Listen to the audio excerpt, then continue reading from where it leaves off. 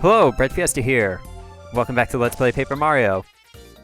This is a backtracking episode, so the entire commentary is post-commentary.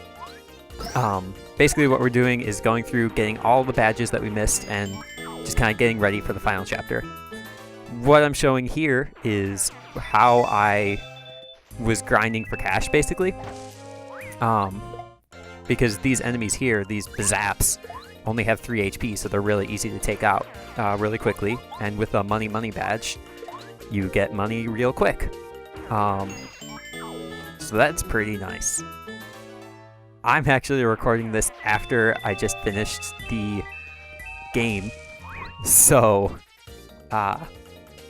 try not to spoil anything, I guess. We win. So, a majority of the badges we missed are in Ralph's shop, which is why we needed to grind all the way up to 999 coins. And we end up spending most of them here. So we got the Super Smash Charge, FP+. All or Nothing here is important, because this way, this is one of the other badges that allows you to be able to increase your power, besides the Power Plus badges, and then the P up, D down. So you can get up to 14 attack on just a regular jump. Mega Quake is good, I never used it. HP Plus, just standard. And Sleepy Stomp is one of them boring jump badges. Though to be honest, I have been jumping a lot more than hammering. Spoilers! And Group Focus here is the last thing. I ended up doing more cash grinding in between those two. But yes, Group Focus allows your teammates to be able to use Focus. Again, probably thought it would be more useful than it actually was. And we gave him well over 1,000 coins over the course of the adventure, so he will go and retire. When we go to our house here, we can check how many badges we have. On the signboard here, we also see perfect star pieces. We don't care about the recipes. So we're missing 6 badges. One of them is in Bowser's Castle. Spoilers. So we have 5 left. And this was something I didn't think about until I tried to look up where these badges were. But this is something we should have been doing when we were looking for the star pieces. Is if you talk to Merlovely here, she can actually give you hints on where missing star pieces and badges and something else, super blocks, are, for a modest fee, of course. Wah pang, woo poi, wah wah wah, oh yeah, Master Star, oh yeah, oh.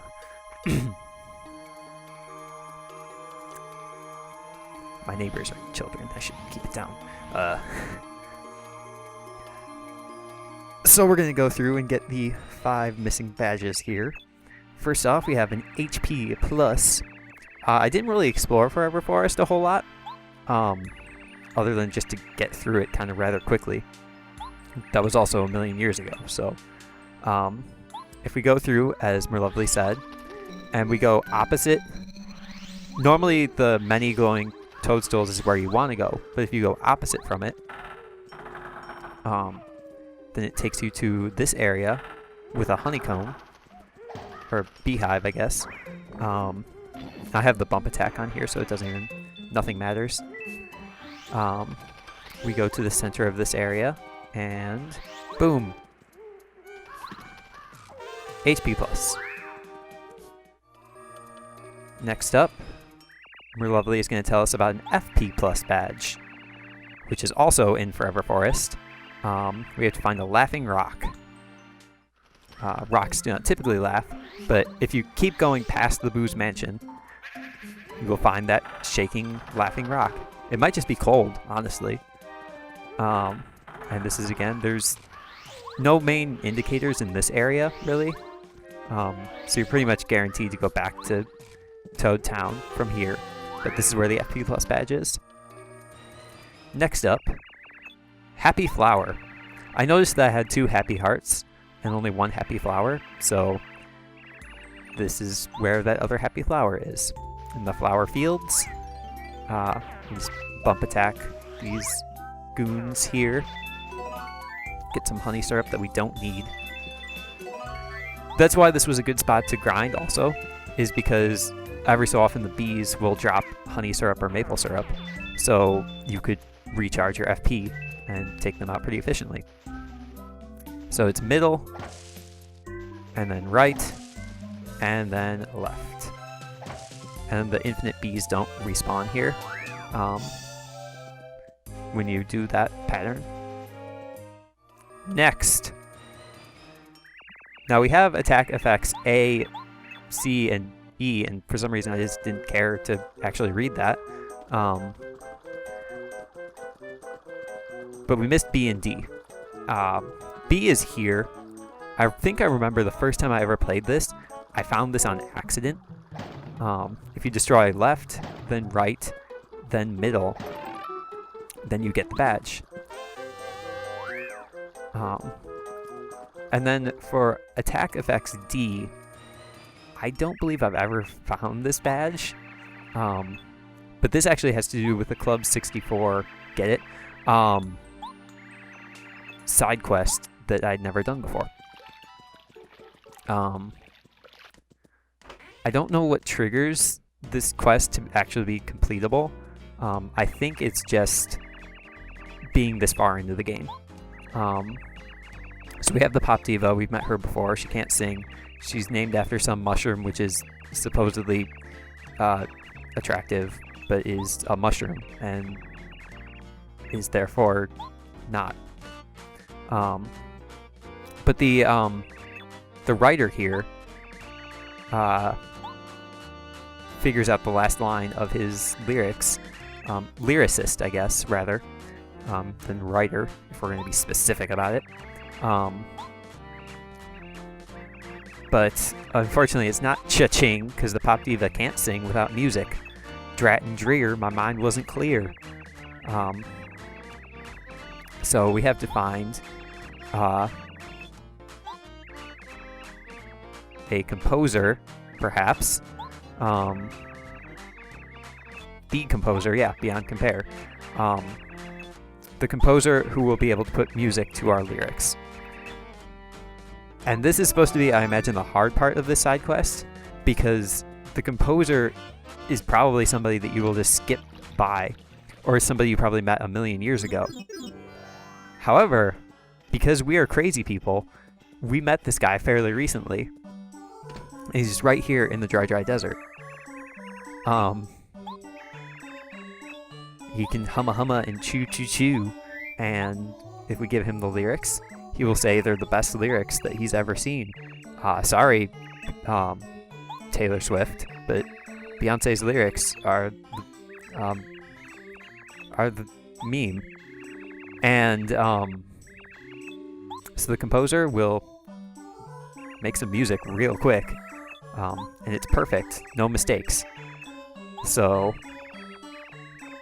but he knows nobody who can sing them, so now we have to find them.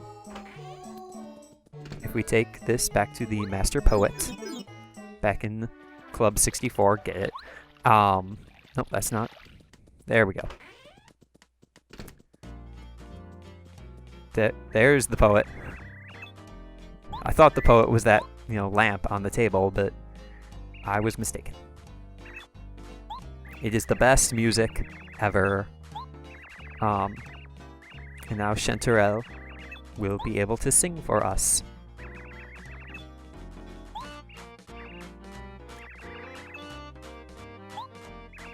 All for an attack effects badge. Super worth it. I guess, because in all, it took like 5 minutes, so not really that big of a deal. Alright. Now everybody.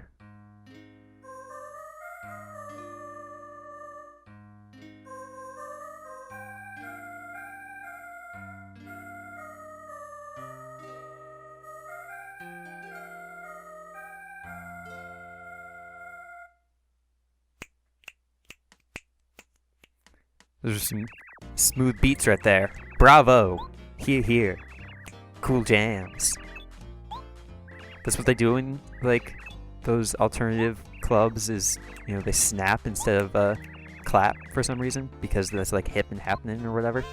I don't know. I have a hip. It is happening. My hips don't lie. So now we can test out all the classic hits of the attack effects badge. The B badge gives us the amazing slide whistle. It's perfect. My favorite sound. And then if we fumble our way through the menus and get to attack FX D, it's post commentary. I should be able to do this proper. It gives us the little bell.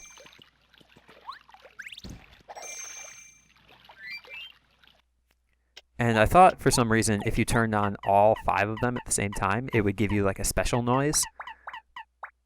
But it does not. It just rotates randomly throughout the 5 noises.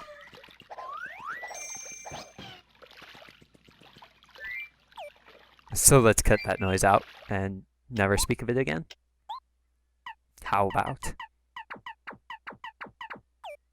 Perfect.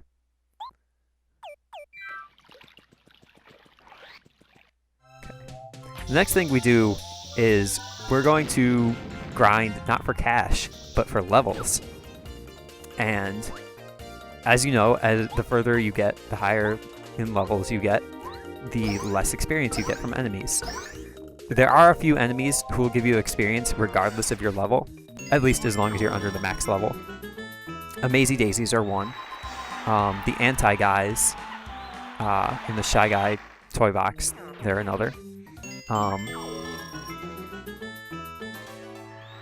So you can see here each of the level ups that I do. For some reason this one takes me a long time to decide. And then there are like 2 or 3 enemies in Bowser's Castle that will give you star points, but not all of them. So, and this was a pretty awesome thing. Cut down on the grinding time just a bit. It also gives us an amazing 78 star points. An unrivaled amount of star points. An absurd amount of star points, honestly. Good.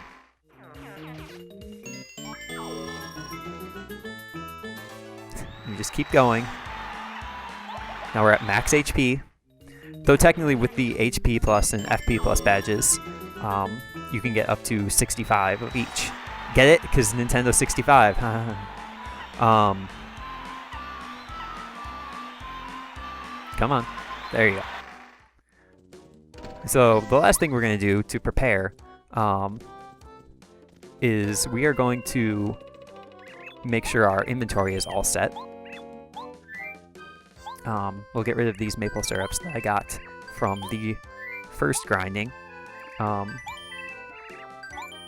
All in all of this recording, this is about 4 hours of content, or of video, that I've trimmed down into just this 20-minute thing. So, if that's not dedication, then why are you my remedy? At this point, I realize that I have a jam and jelly and no mushrooms to go with it. So I need to do some research, like, where can I get a mushroom? Is this a mushroom? No, it's toothpaste. You can get a mushroom from here, actually, in Shiver City. So even though we're not tired, we're going to take a nap. We already know that there's potatoes. But for some reason, if you do this anytime after... This only happens once. But after you beat the Crystal King, there will be mushrooms just all over the place. In particular, we want not that one, but the Ultra Shroom here. And we can just leave Shiver City and never come back. Maybe we can. Or we can just show off, look at our inventory again. Let's save the game. And we take that to Taste Tea and she will make us a jelly ultra. Again, our favorite recipe that we haven't eaten yet, but we just really like the way it looks, you know? Yes, please.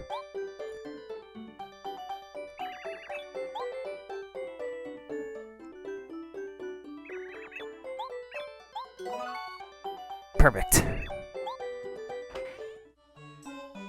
Oh, and we also need to recover. I felt like it would be prudent to renew our vows with Merlee here. So we do that. She does her little dance. She's the one who will dance with Mario. We've been looking this whole time, since the beginning of the game, to find the person who will dance with Mario. And it's Merlee. She was hiding in plain sight behind some boxes in an alleyway with a mouse rat. Goodbye, my friend. My friend Heart. Topics. Last thing we're going to do, just so that we're, for the most part, thorough, is we're going to read the letters to our partners. I mean, we read all of Mario's letters. So this is from Goombario's grandma. She hopes that Goombario's tattling, his penchant for being a tattletale, is helping. And from his grandpa as well. He has such a kind and caring family. Is he being brave? Yeah, I think so. I wonder when we receive that letter, because there may not have been any stars in the sky for you to wish upon. Yes. Next, we're going to read some of Cooper's letters. This one's fun. Dear Mr. Cooper. Cooper gets a love letter from a fan. Oh, so dashing. Oh, how embarrassing. That was cute. We also get one from Coover, the completely ordinary green Koopa, I think outside of the Toad house. So jealous, so jelly ultra.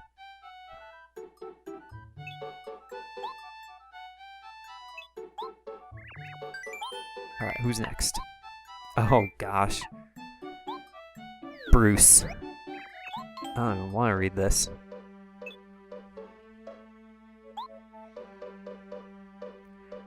Bruce. Buddy. You're not my buddy, actually. Nope. I don't understand. Let's try again. Even though that was sarcasm, you shouldn't try again. Here you go. Nah. No. Just stop. You're being creepy. Stop it, Bruce. Good. Please explode. No. Wrong. That's not cute. That is not a cute love letter. Parakarry only has one letter.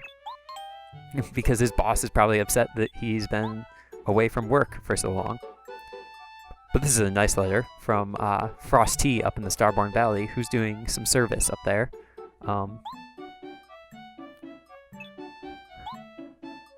He's associated Parakarry's wings with messages from his family. We have the Booze saying things for Bo. And Bootler, who is a little worrywart.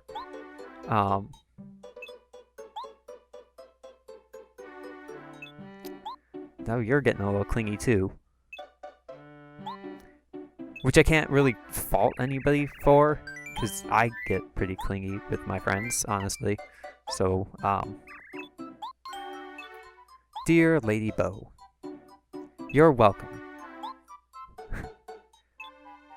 I mean, what are you supposed to do there? You're reading a letter that says thank you, and you're just gonna say to the paper, like, you're welcome. what we're going to do is not have my computer go to screensaver when I'm in the middle of recording. Thank you. I don't know what the rest of the letter said because the screen went blank. Okay, Watt. Watt gets a letter from her mother, who at first I thought was the sun in Flower Fields, but it might be somebody else because her mother says that she asks people around Toad Town. So her mother must be somebody who can interact with people on a regular basis and walk through a town and not have anybody really say anything. Okay, so the Fuzzipede. Okay. Thank you. Don't be bothering me if we see each other. That's great. Sushi only has one. Apparently, Sushi has a daughter, Sashimi. Just a cute name, kinda. Okay, so Sashimi is waiting. Oh, snap! Sushi is gonna be a grandma, a grand sheep. Sushi's gonna have a grandchild. Okay. Dear Spike. Oh. Spike is a turncoat. A traitor. Yeah, right. Okay. So, Flight of Team Lakitu has given up on Spike. And this is from Lakalulu to, Dear, someone. She is waiting at the Wise Wisterwood for, somebody to show up. Aw. Nope, no more letters. That's all the letters. The postman's job is now actually done.